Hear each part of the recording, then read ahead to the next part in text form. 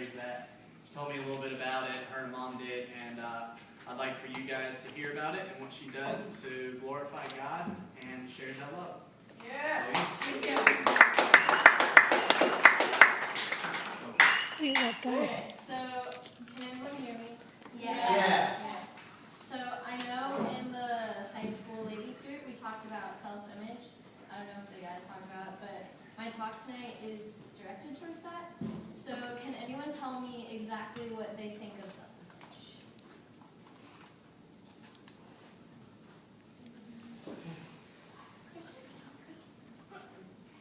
Yes. Yes. Okay. It's basically how do you think of yourself, or like how do you want, either how you see yourself, or how do you want to see yourself, and what do you want to be? Yeah. Did you want to say anything? Basically everyone cares about self-image. Yeah. So I actually decided to look it up in the dictionary just to see what that said. And it said, it can mean a lot of different things, but it says that it is the way you think of your own abilities, appearance, and personality. So the way you think about yourself. There can be good self-image, which can help you, but there can also be bad self-image too. And bad self-image is caused by not getting enough sleep, depression, bad habits, or thinking unworthy thoughts about yourself. The Bible shows us that self-image is to view yourself through the light of God's grace, which we talked about that in the high school small group. Christians can't have a good self-image just by building yourself up or doing activities that interest you or having fun, but Christians need to show God's image through the light of His love and the grace for us, the grace that He gave us. When we grasp this, then it helps us to reflect His image to others and to overcome challenges, face the extreme tests that are thrown at us throughout life. So, when I was in middle school, I'm in 10th grade right now, by the way, if I didn't mention. When I was in middle school, I changed from a private school, which I went to kindergarten through 6th grade, to a public school in 7th grade. This was a huge change for me. I only knew a couple of people. That didn't help me in any way. It was hard to make new friends since most of these kids had gone to school together throughout, like, forever. It was a rough start, but my mom reminded me that middle school and high school were only 7 years of my entire life, only a blip in God's timeline at what He had planned for me. I became less afraid of what people thought about me in the present and more about the future. So I decided to run for class treasurer, but I didn't win due to the popularity scale. I didn't care that I didn't win because I made a lot of new friends, and I gained respect from teachers and peers through the process.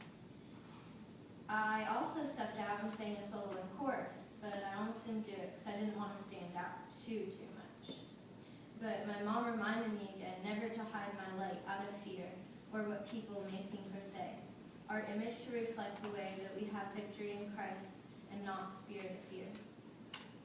Although it was a difficult year for me, I experienced a lot of spiritual growth. Despite my overcoming challenges, I asked my parents to homeschool me to spend more time developing the gifts that God had given me. One of the things I wanted to do was start my own business.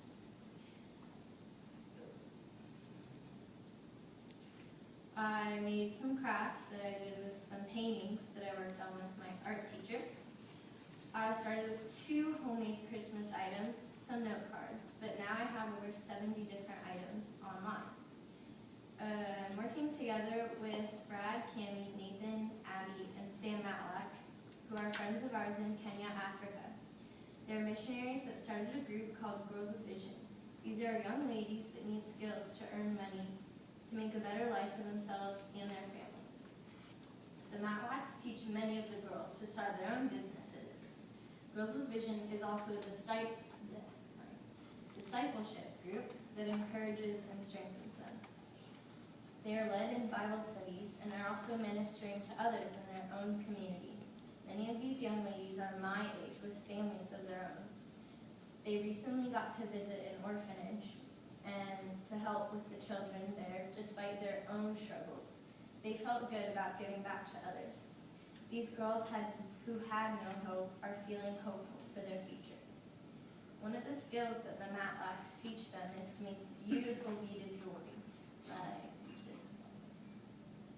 I purchased these jewelry, and when I sell them here, I send them about 50% of the profit back. So far, since last year of August, I have sent around $2,100, and I'm hoping to save enough money from my portion that I earn to start a non-for-profit business, and so that I can maybe go to Africa next summer. And so I can also try to make a short film about the missionary friends that we have. One last thing before I show you a quick video clip about my business.